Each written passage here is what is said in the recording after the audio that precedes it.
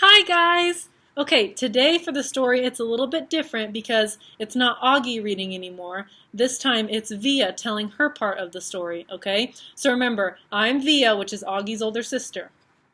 This chapter is called A Tour of the Galaxy. August is the sun. Me and Mom and Dad are planets orbiting the sun. The rest of our family and friends are asteroids and comets floating around the planets orbiting the sun. The only celestial body that doesn't orbit August, the sun, is Daisy the dog. And that's only because, to her little doggy eyes, August's face doesn't look very different from any other human's face. To Daisy, all our faces look alike, as flat and pale as the moon.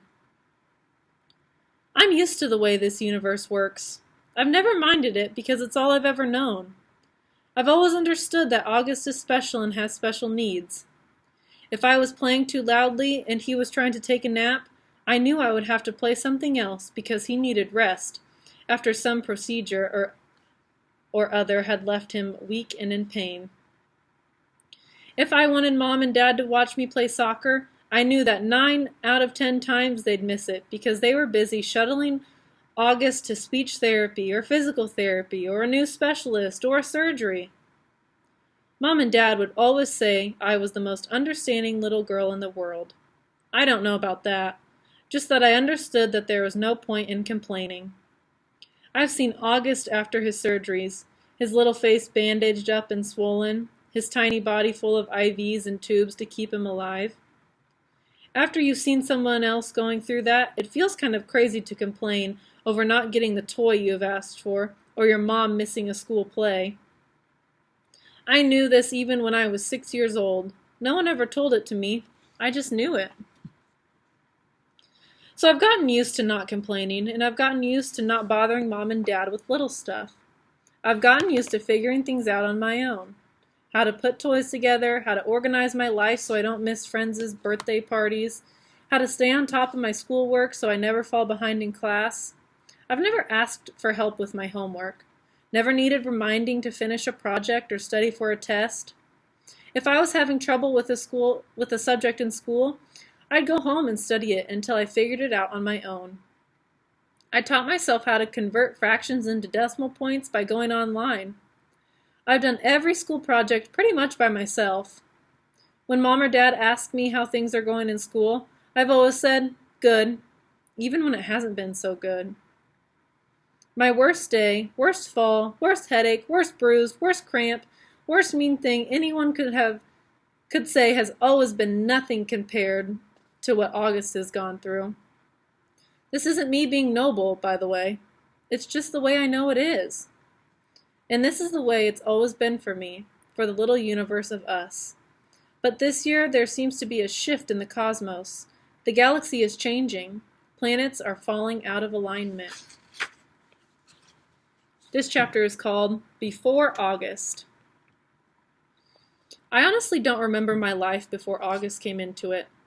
I look at pictures of me as a baby, and I see Mom and Dad smiling so happily holding me. I can't believe how much younger they looked back then. Dad was this hipster dude, and Mom was this cute Brazilian fashionista.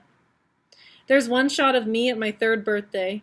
Dad's right behind me while Mom's holding the cake with 3 lit candles, and in back of us are Tata and Papa, Grands, Uncle Ben, Aunt Kate, and Uncle Poe. Everyone's looking at me, and I'm looking at the cake. You can see in that picture how I really was the first child, first grandchild, first niece. I don't remember what it felt like, of course, but I can see it plain as can be in the pictures. I don't remember the day they brought August home from the hospital. I don't remember what I said or did or felt when I saw him for the first time, though everyone has a story about it. Apparently, I just looked at him for a long time without saying anything at all, and then finally I said, "It doesn't look like Lily." That was the name of the doll Grands had given me when Mom was pregnant so I could practice being a big sister. It was one of those dolls that are incredibly lifelike, and I had carried it around everywhere for months, changing its diaper, feeding it. I'm told I even made a baby sling for it. The story goes that after my initial reaction to August, it only took a few minutes, according to Grands, or a few days, according to Mom, before I was all over him, kissing him, cuddling him, baby talking to him. After that, I never so much as touched or mentioned Lily again. This chapter is called Seeing August. I never used to see August the way other people saw him. I knew he didn't look exactly normal, but I really didn't understand why strangers seemed so shocked when they saw him. Horrified, sickened, scared. There are so many words I can use to describe the looks on people's faces. And for a long time, I didn't get it. I'd just get mad. Mad when they'd stare.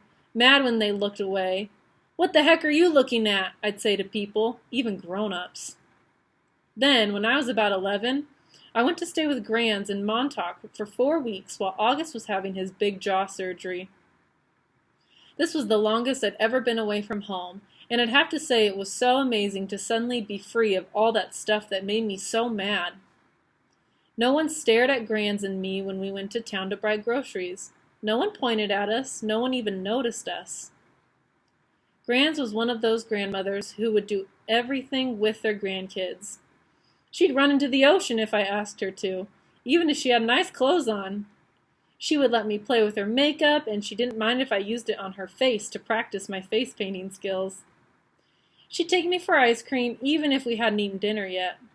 She'd draw chalk horses on the sidewalk in front of her house.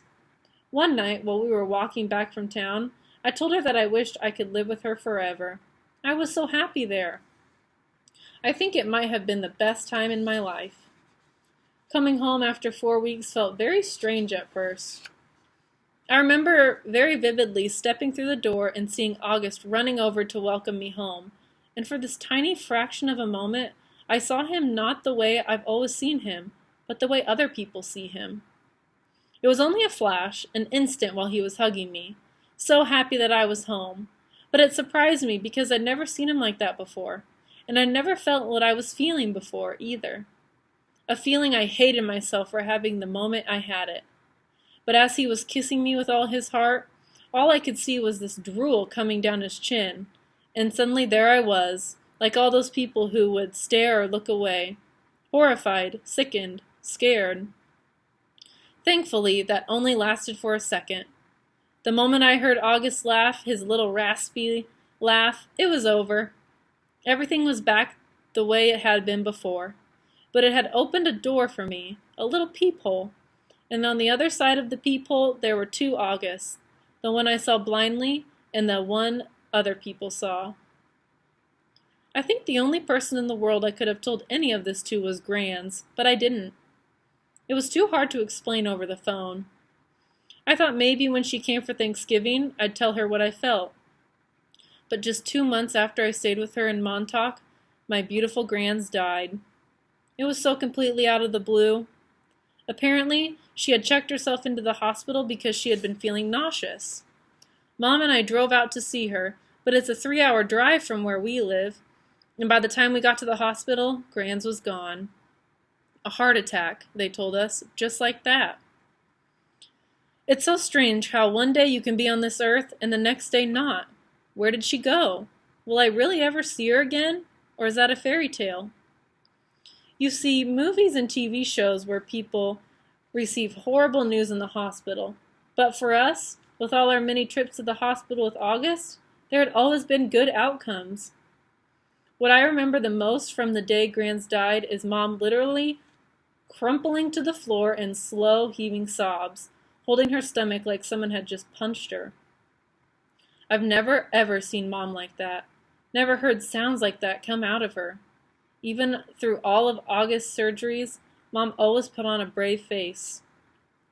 On my last day in Montauk, Grands and I watched the sunset on the beach. We had taken a blanket to sit on, but it had gotten chilly, so we wrapped it around us and cuddled and talked until there wasn't even a sliver of sun left over the ocean. And then Grands told me she had a secret to tell me.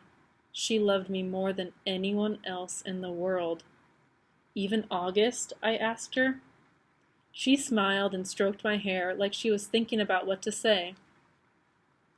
I love Augie very, very much, she said softly. I can still remember her Portuguese accent, the way she rolled her R's.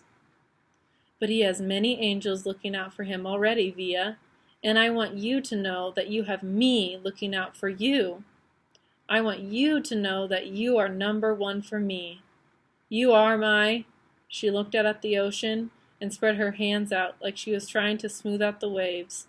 You are my everything. You understand me, Via? I understood her, and I knew why she said it. And I knew why she said it was a secret. Grandmothers aren't supposed to have favorites. Everyone knows that. But after she died, I held on to that secret and let it cover me like a blanket. Okay, I better stop there for today. See you later. Bye, guys.